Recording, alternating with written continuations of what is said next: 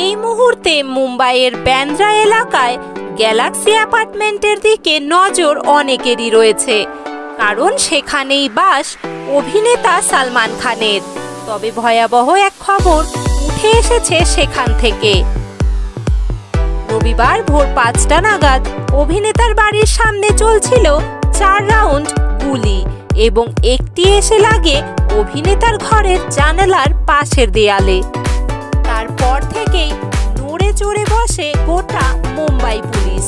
মন্ত্রী থেকে বিধায়কদের আনাগোনা সালমানের বাড়িতে। প্রয়োজনীয় পদক্ষেপের নির্দেশ দিয়েছে মহারাষ্ট্রের মুখ্যমন্ত্রী একনাথ শিন্ডে। তবে কে বা কারা এই ঘটনার পিছনে রয়েছে তা জানতে তদন্ত শুরু করেছিল পুলিশ। তারই মধ্যে বেলা বাড়তেই এসেছিল হুমকির চিঠি। গোটা ঘটনার দায় স্বীকার করে নিল বিশ্বই গ্যাং। তারা শুধু ঘটনার দায় স্বীকারই করেননি, সমাজ মাধ্যমে পোস্ট দিয়ে রীতিমতো হুমকি দিয়েছে অভিনেতাকে। তবে গত বছর থেকেই ক্রমাগত প্রাণনাশের হুমকি পাচ্ছেন সালমান খান।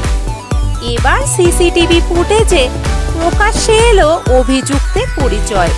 পরনে কালো জ্যাকেট, মাথায় টুপি, চাপ দাড়ি, নাম বিশাল উরফে কালু। বাইকে চেপে গুলি ছেড়ে চম্পট দেন ওই ব্যক্তি। তবে জানা গিয়েছে লরেন্স বিশ্বই এই গ্যাংয়ের মাথা। তিনি এর আগে সালমানকে প্রাণে মেরে ফেলার হুমকি দিয়েছিলেন। এই মুহূর্তে জেলবন্দি লরেন্স বিশ্বই। তাই এবার সমাজ মাধ্যমের পাতায় হুমকির পোস্ট দিলেন তারই ভাই আনমোল বিশ্বই। তিনি লিখেছেন, আমাদের ওপর হওয়া অত্যাচারের নিষ্পত্তি চাই। যদি তুমি সরাসরি যুদ্ধের ময়দানে নামতে চাও তাই সই।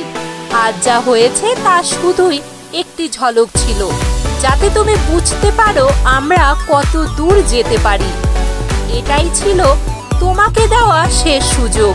এরপর গুলিটা তোমার বাড়ির বাইরে চলবে না।